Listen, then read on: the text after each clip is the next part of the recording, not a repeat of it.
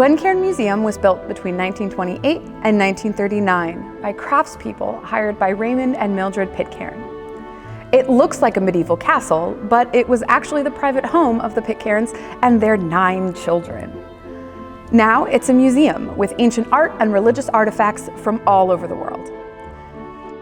Stained glass windows have been made all over the world and throughout history, but in this series, we'll be discussing stained glass windows made in medieval Europe, which lasted from about 500 CE to 1500 CE. If we were medieval Christians living hundreds of years ago, many of us may not have been able to read, and we might not even speak the same language.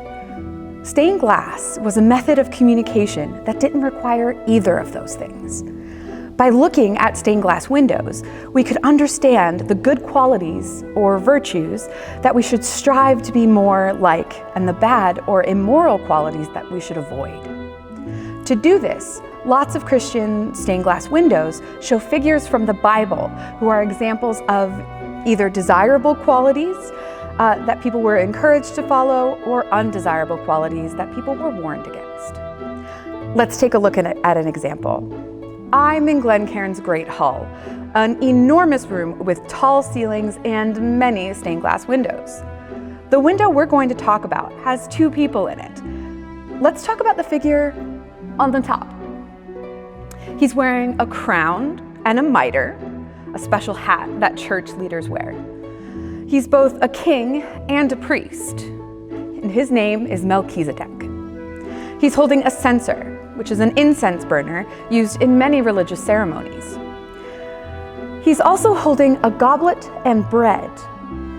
A medieval viewer looking at this in a church would have recognized this as a holy meal, another sign that he's a priest. This is a holy man known for welcoming people and being religious, and here he represents the good quality of faith.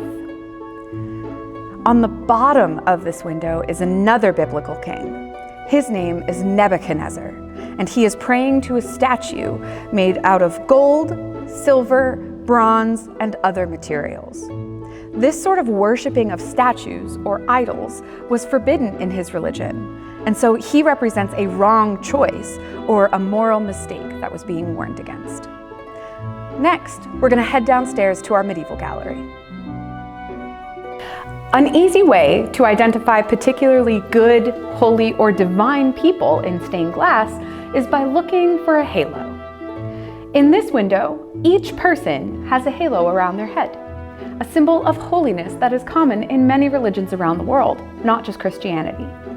The figure in the middle is Jesus, and he has a halo that was only used for him.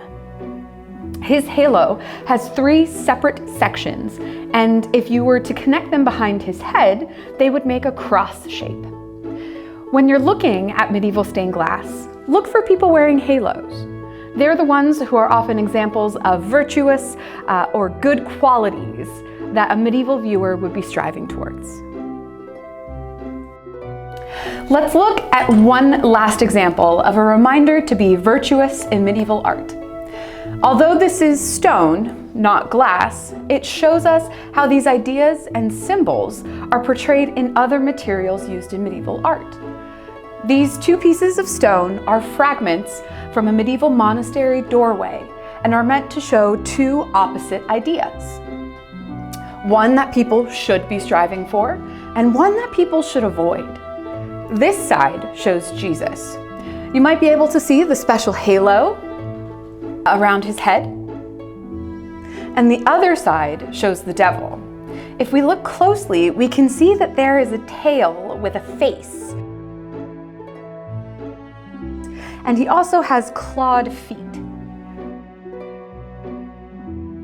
This artwork tells a biblical story about Jesus resisting temptation by the devil, and was a reminder to medieval monks that they should try to be like Jesus and avoid the temptation of the devil too.